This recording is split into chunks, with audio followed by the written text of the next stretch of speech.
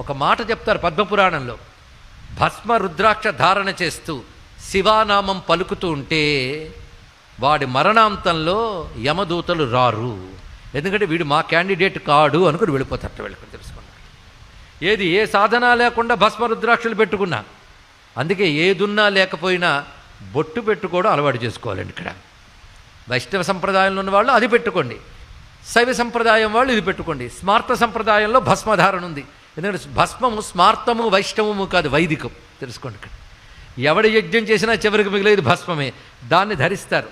అది అకార ఉకార మకారములకు బ్రహ్మ విష్ణు రుద్రులకు ప్రతీకగా ధరిస్తారు. అగ్ని సారం భస్మం గనక అగ్ని 3 రూపాలతో ఉంటాడు. ఆ 3 కూడాను గార్హపత్యాగ్ని, దక్షిణాగ్ని, ఆహవనీయాగ్ని, వాటికి సంకేతంగా భస్మధారణ చేస్తారు.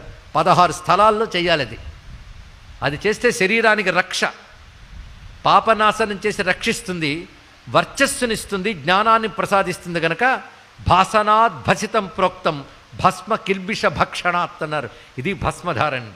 ఏది ఎందుకు చేస్తున్నారో తెలుసుకుంటే చెయ్యకుండా వదల్లం. ఇది భస్మధారణ మహిమ. అలాగే రుద్రాక్షలు, నోట శివనామం, ఈ 3 శరీరంలో ఉంటే త్రివేణి సంగమం లాంటిది వాడి శరీరము అని చెప్పారు ఇక్కడ.